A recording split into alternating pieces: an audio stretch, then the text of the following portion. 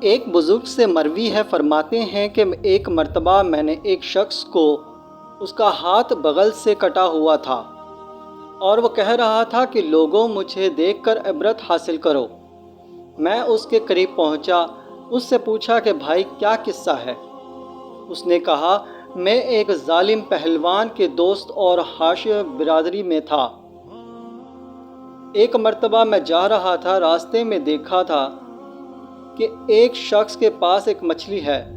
میں نے اس سے کہا وہ مچھلی مجھے دے دے۔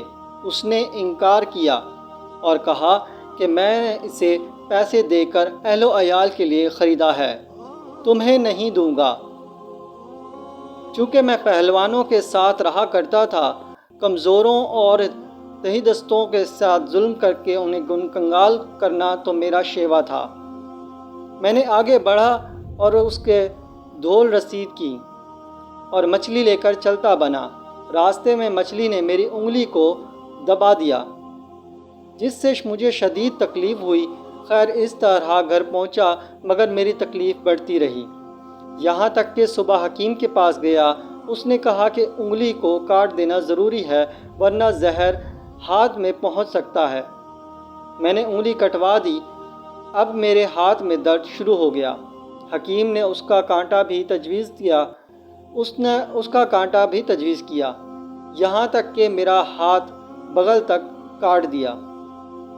اس کے بعد میری ملاقات ایک دوست سے ہوئی۔ اس نے کہا تم نے کسی پر ظلم تو نہیں کیا تھا؟ میں نے اس کو مچھلی والے کا سارا قصہ سنا دیا۔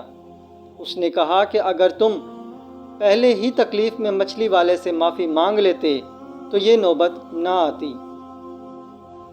اب بھی کچھ نہیں گیا، اب اس سے جا کر معافی مانگ لو، ورنہ یہ نوبت آ جائے گی کہ تمہارا سارا جسم کاٹ کاٹ کر پھینک دیا جائے گا۔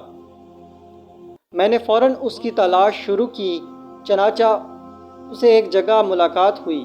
میں فوراً اس کے قدموں میں گر پڑا اور معافیاں مانگنے لگا۔ اس نے سارا قصہ یاد دلایا اور اپنا جسم دکھلایا۔ وہ بیچارہ آبدیدہ ہو گیا، معاف کر دیا تھا۔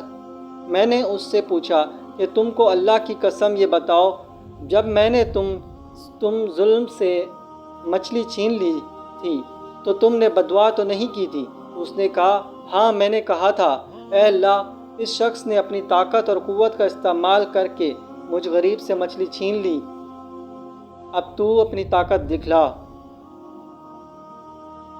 میرے بھائی، تم اب اللہ کی قدرت دیکھی ہے کہ کس طرح اس نے میرے ظلم کا انتقام لیا اور عاجز بنا دیا، تمہارے قدموں میں لا ڈالا۔ میں توبہ کرتا ہوں کہ آج کے بعد کسی پر ظلم نہیں کروں گا۔ انشاءاللہ تعالی اللہ تعالیٰ اپنے فضل و کرم سے تمام امت مسلمہ کو رزق حلال عطا فرمائے اور اس کے حرام سے بچنے کی توفیق عطا فرمائے۔ آمین ثم آمین۔